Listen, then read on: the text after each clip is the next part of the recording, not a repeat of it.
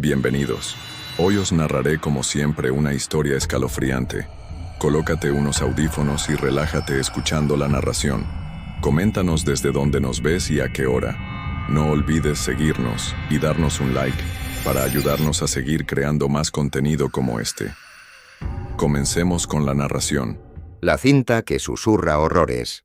Parte 1. El hallazgo en la calle Sorda. Elias Thorne era un hombre que vivía de los ecos.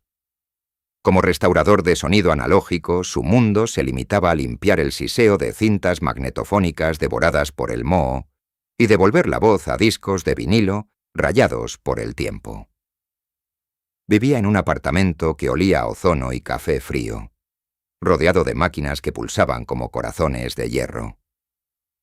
Una tarde de lluvia plomiza, un cliente sin rostro, uno de esos hombres que dejan el paquete en la recepción y desaparecen antes de que el ascensor llegue al piso. Le entregó una caja de madera de cedro. Dentro, envuelta en seda negra, descansaba una bobina de metal grabada con símbolos que Elías no reconoció. No había etiqueta, ni fecha, ni remitente. Solo una nota escrita con una caligrafía que parecía vibrar sobre el papel. Escucha lo que el silencio intenta ocultar. Elías, impulsado por esa curiosidad profesional que a menudo es el preludio de la desgracia, montó la bobina en su Revox B77. Al presionar play, no escuchó música ni voces. Escuchó un vacío. Pero no era el silencio absoluto de una cinta virgen. Era un sonido denso, una presión acústica que hacía que el vello de sus brazos se erizara. Era el sonido de una habitación cerrada que no había sido abierta en siglos. A medida que ajustaba los ecualizadores, una frecuencia empezó a emerger desde el fondo. Un pulso rítmico, como un martilleo bajo el agua. 12 hercios. Una frecuencia infrasónica, casi inaudible para el oído humano, pero capaz de inducir ansiedad y alucinaciones visuales, según la teoría de la resonancia. Elías sonrió. Pensó que era una broma de algún colega o un experimento vanguardista. No sabía que acababa de abrir una puerta que no tiene picaporte del lado de adentro. Parte 2. La resonancia de las sombras. Al tercer día de analizar la cinta, Elías dejó de dormir. El sonido se había filtrado en las paredes de su casa. Incluso con las máquinas apagadas, el latido persistía. Comenzó a notar cambios en su percepción. Los rincones de su taller parecían más profundos de lo que dictaba la arquitectura. En la periferia de su visión, figuras borrosas se movían con una lentitud glacial. Cuando giraba la cabeza, no había nada, solo el polvo bailando en la luz de las lámparas. Se obsesionó con limpiar la pista. Aplicó filtros de paso alto, redujo el ruido de fondo y aisló las frecuencias medias. Fue entonces cuando aparecieron las voces. No eran palabras en ningún idioma conocido, sino una amalgama de susurros que sonaban como arena deslizándose sobre vidrio. Viene la forma, creyó escuchar una noche. Elías se miró al espejo y no reconoció al hombre de ojeras violáceas que le devolvía la mirada. Sus dedos estaban amarillentos de tanto manipular la cinta. Lo más inquietante ocurrió a las 3 de la mañana. El monitor de audio mostró una forma de onda que no debería existir. Las crestas y valles de la frecuencia formaban un patrón visual que recordaba a un rostro humano gritando. Es un efecto de pareidolia, se convenció a sí mismo en voz alta. Es solo ruido aleatorio. Pero cuando apagó el monitor, la imagen del rostro permaneció quemada en sus retinas, y el susurro en la cinta se transformó en una risotada seca, como ramas rompiéndose en el invierno. Parte 3. El desglose de la realidad. Para la segunda semana, Elías ya no salía de casa. La comida se pudría en la nevera mientras él pasaba las horas con los auriculares puestos, ajustando el pitch de la grabación. había descubierto que si ralentizaba la cinta a una fracción de su velocidad original, los susurros se convertían en instrucciones. La cinta le hablaba de una geometría del sonido. Le decía que la materia es solo vibración congelada y que con la frecuencia adecuada, cualquier estructura podía deshacerse. Su apartamento empezó a sufrir la teoría. Aparecieron grietas en el techo que seguían el ritmo de la grabación. El agua de los grifos salía negra y vibrante, formando patrones de cimatics en el lavabo.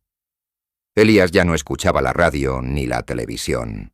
El mundo exterior era un estruendo insoportable. Solo la cinta era pura. Una noche, mientras intentaba aislar un armónico específico, sintió una mano gélida en su hombro. Se giró violentamente. No había nadie, pero su silla de trabajo seguía girando lentamente. En la cinta una voz clara y cristalina, la voz de una mujer que murió hace mucho tiempo, pronunció su nombre completo. Elias Thorne, el silencio es una mentira. Nosotros somos lo que queda cuando dejas de escuchar lo que quieres oír. En ese momento, las luces parpadearon y se apagaron. En la oscuridad total, la cinta siguió girando sin electricidad. El carrete brillaba con una luminiscencia azulada, y Elías comprendió que el sonido no estaba en la cinta, sino en su propia mente. Parte 4. La sinfonía del vacío. Elías intentó destruir la bobina. La golpeó con un martillo, pero el metal era más duro que el acero. Intentó quemarla, pero las llamas se volvieron verdes y no emitieron calor. Desesperado, tomó unas tijeras para cortar la cinta magnetofónica, pero cuando el filo tocó el plástico, Elías sintió un corte profundo en su propio cuello. La cinta y él estaban vinculados. Cada centímetro de poliéster era un nervio de su cuerpo. Se sentó frente a la consola, derrotado. Los susurros ahora eran un rugido. Podía ver las ondas de sonido cruzando la habitación como hilos de seda negra, enredándose en sus extremidades, cosiendo sus párpados, sellando sus labios. El apartamento ya no tenía paredes. Se había convertido en un túnel infinito de ecos. Vio a los otros. Eran seres hechos de estática, criaturas que habitan en los espacios entre las frecuencias de radio. Se alimentaban de la atención, de la escucha obsesiva. Elías era su banquete. «¿Qué quieren de mí?», gritó, aunque ya no tenía voz. El sonido respondió, transformándose en una frecuencia pura de 19 hercios, la frecuencia del miedo. El globo ocular humano resuena a esta frecuencia. Elías empezó a ver cómo el mundo se pixelaba. Los objetos sólidos se volvían transparentes. Vio el esqueleto de su edificio, vio las tuberías como venas, y vio lo que había debajo de la tierra. Una maquinaria inmensa, ruidosa y hambrienta que sostenía la ilusión de la realidad. Parte 5. El eco eterno un mes después, el dueño del edificio llamó a la policía debido al olor y al extraño zumbido que emanaba del apartamento 4B. Cuando derribaron la puerta, no encontraron a Elias Thorne. El apartamento estaba vacío de vida humana. Sin embargo, todas las superficies, paredes, suelos, muebles, estaban cubiertas por kilómetros de cinta magnetofónica negra, desenrollada y tejida como una tela de araña industrial. En el centro de la habitación, la Revox B77 seguía encendida. No estaba conectada a Mubafa a ninguna toma de corriente. Los carretes giraban a una velocidad frenética. El inspector jefe tomó los auriculares que colgaban de la máquina. A pesar de las advertencias de sus subordinados, se los puso. Solo aguantó 3 segundos antes de arrancárselos con un grito de puro terror, sus oídos sangrando profusamente. Dijo que no escuchó a Elías. Escuchó a miles de personas gritando en perfecta armonía, atrapadas en un bucle infinito. Y en medio de ese coro de agonía, una voz nueva, la de Elías, decía con una calma aterradora. Por fin he limpiado el ruido. Ahora por fin puedo oírte a ti. La cinta nunca se detuvo. Los técnicos que intentaron confiscarla desaparecieron en el trayecto al laboratorio.